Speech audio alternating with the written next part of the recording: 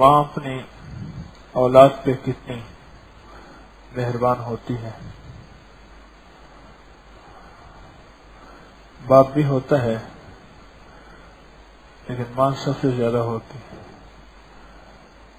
اللہ کے نبی علیہ الصلوۃ والسلام نے 3 دفعہ کے بعد چوتھی دفعہ ماں کی خدمت، 3 دفعہ ماں کی خدمت اور چوتھی دفعہ باپ کی خدمت کا تذکرہ کیا. اور جب بھی کوئی بات ہوئی تو میں 70 ماؤں سے زیادہ یعنی ماں کا تذکرہ ہوا.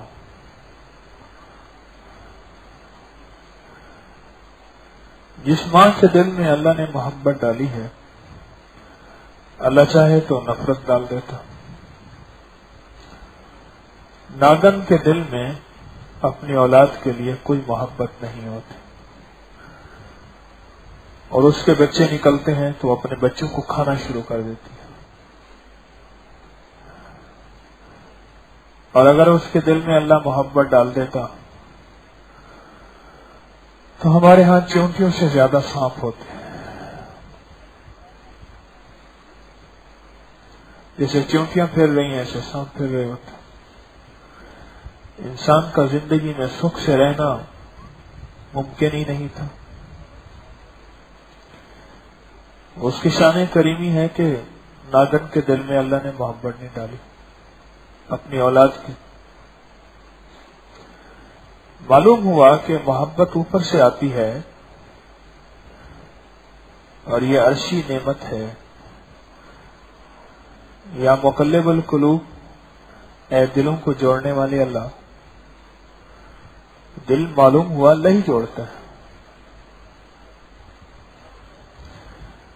اور اللہ چاہتا ہے تو دل جوڑ دیتا ہے، اور اللہ نہیں چاہتا تو دل نہیں جوڑتا. چاہے وہ میاں بیوی کے ہوں، بہن بھائیوں کے ہوں، قریبی سے قریبی رشتہ ہو.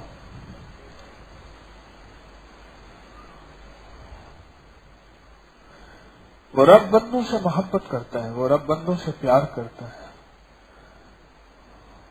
وہ چاہتا ہے میرے بندے اس دنیا میں سکون سے رہیں، چین سے رہیں. ماں کبھی نہیں چاہے گی اس کی اولاد بے سکون ہو، بے چین ہو. ماں کبھی نہیں چاہے گی. اور ماں کبھی نہیں چاہے گی کہ اس کی اولاد میں کوئی تکلیف ہو، یا وہ رسوا ہو، یا اس میں کوئی علت ہو، یا اس میں ایمان کی، دنیا کی، آخرت کی کسی چیز کی قلت ہو، یا میں اولاد میں کوئی ذلت ہو. ماں کبھی نہیں چاہتے. اور اب جو سب سے زیادہ محبت کرنے والا، اور جس رب کا دعویٰ ہے کہ میں 70 ماؤں سے زیادہ محبت کرتا ہوں، اور وہ دعویٰ سچا ہے. رب سچا، رب کا دعویٰ سچا، رب سچا، رب کا وعدہ سچا.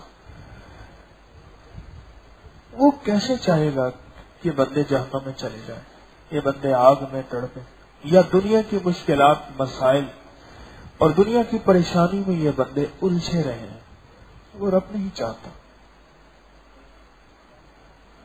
وہ رب نہیں چاہتا.